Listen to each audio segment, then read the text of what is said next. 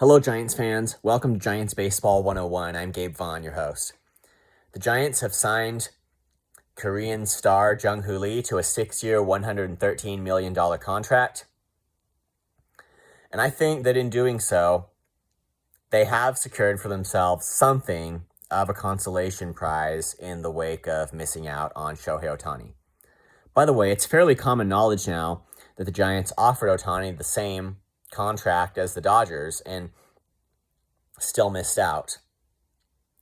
And I've mentioned before, I would probably have a hard time just coming out and making a bold statement that it's the Giants' fault for not offering Ohtani more.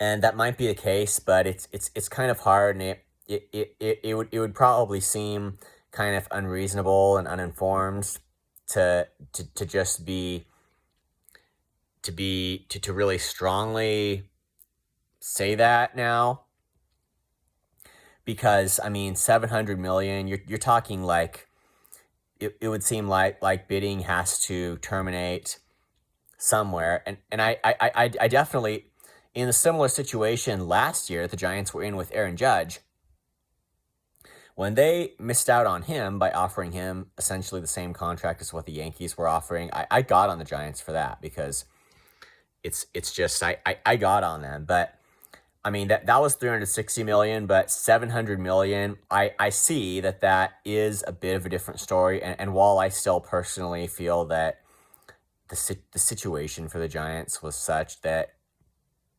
maybe they kind of needed to essentially be like, we win the bidding war no matter what. But I'm still refraining from making a definite public statement on that issue. Now, going back to Jung Hoo Lee, he seems to be a really good acquisition for the Giants, and the main question is how his performance is going to translate to the major leagues. There are always those kinds of questions when you're dealing with different forms of competition, because the U.S. Major League Baseball and baseball overseas, they're different things with, and players there have variations in their tools and how they put up good statistics and what brings the best performance out of them. And it's just competition. It is different. So it's very promising, the statistics that we see for Jung Hoo Lee, but the question is, how are they going to translate when he comes to play with the Giants? And starting with defense, I mean, aside from base running, I think defense is the number one baseball skill that will consistently translate over multiple different levels and categories of competition.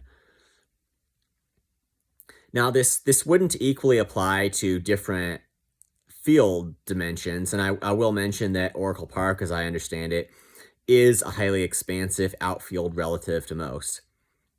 But I still think Lee is going to be able to move around really well there. And as far as defense playing out at different categories of competition, I think it's the type of thing that is most likely to do it consistently.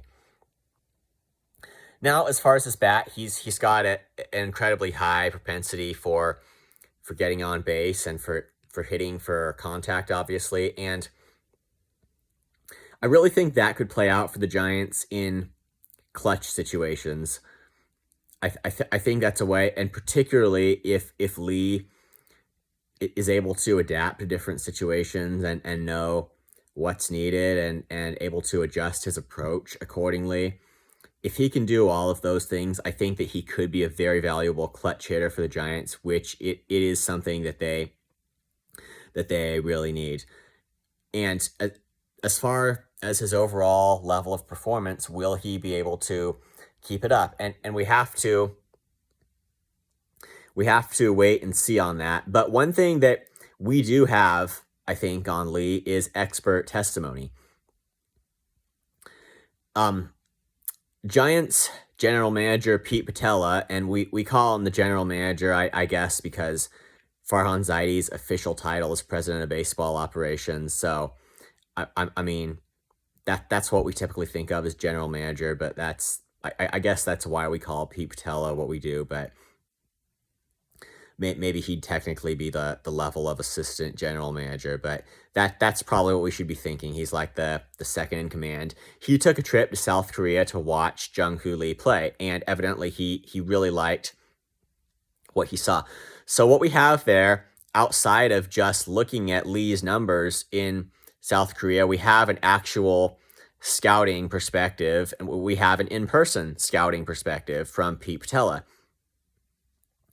And I do think it turns out to be a real expert testimony. Now, if you're sitting there thinking, well, we can't believe what Pete Patella says because he's a member of that front office that's never been able to get anything done. And it is definitely true that in recent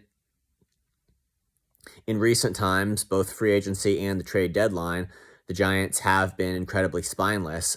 At the same time, we don't want to compare apples to oranges, and I don't see how this constitutes an impairment on their ability to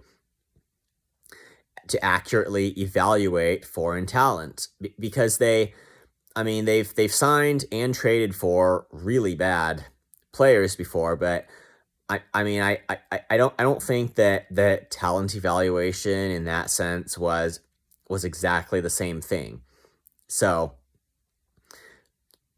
I still trust Pete Patella's judgment. Whatever else I might criticize that group for, I trust Pete Patella's judgment here on Jung Hoo Lee, and I think it's a huge positive that we have his kind of expert testimony here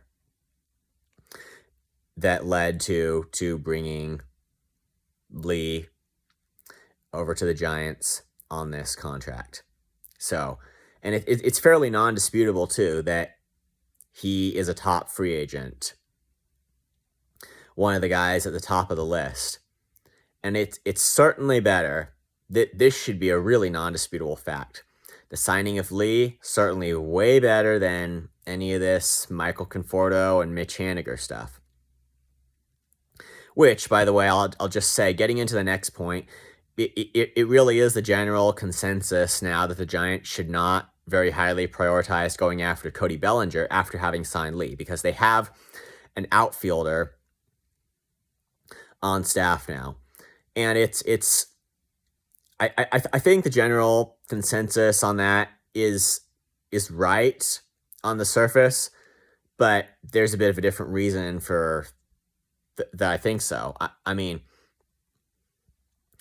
signing Bellinger, I don't care what it does as far as pushing Conforto or Haniger to the bench. And I don't care what kind of money those two guys are making either. It's you play your best nine. That's what you got to do. Like, no questions asked. So it's not that we already have them, but there is still the point that the starting rotation needs focus. And so it's certainly true that a guy like Yoshinobu Yamamoto or Blake Snell should be a way higher priority for the Giants, and that they need to fix that rotation thing. And I also think that they should add a guy to the bullpen, a high-quality reliever, which is something that I'm not going to get into super in-depth right now. But it's just, even though it's not that I expect the bullpen to be a weakness in the coming year. I think it's likely to be good. But the point is, like, just coming back to clutch situations, this time from a run prevention side. I think that the Giants maybe could use a little bit more upside there in relief situations so that they can squeeze out a few more wins. And I think that adding a high-quality reliever is very likely to help them do that. Thank you for watching. This has been Giants Baseball 101. Please subscribe if you haven't. Also, please leave your questions and comments. You know where to do it. I'll see you next time on Giants Baseball 101.